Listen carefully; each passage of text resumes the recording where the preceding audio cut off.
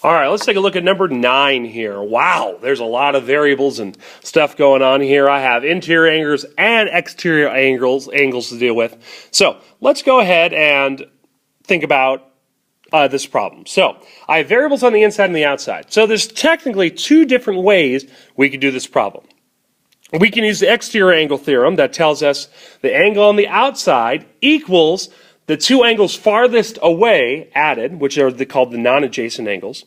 Or, again, I think the one that's simpler to understand is, don't all the angles inside the triangle add up to give me 180 degrees? So let's go ahead and add all the angles inside together. So 3x plus 40 equals 180 degrees. Now you're probably like, well, wait, what about the 5x minus 10? That's just extra information. I don't need that piece in order to solve what's on the inside of the triangle. Because triangles will always, all the angles add up to 180 degrees. So we can just find x in there, and then we'll know what x is. We don't have to even worry about the information on the outside.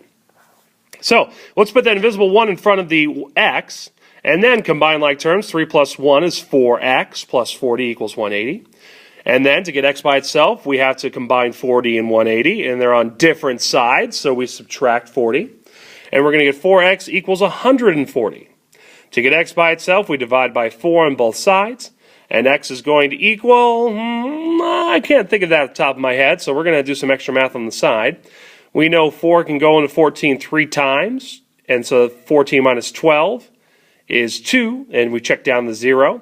And how many times 4 go into 25? So then we subtract 20.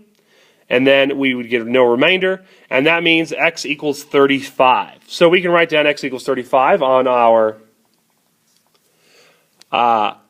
problem here.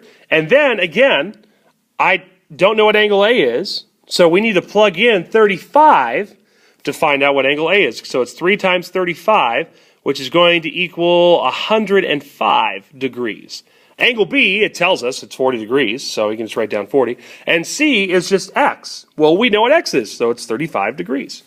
So, again, there's a lot of information there inside number 9, but you only need to use the information you need to find out what x equals. So you could have done either theorem that we learned, the interior theorem about triangles, or the exterior theorem.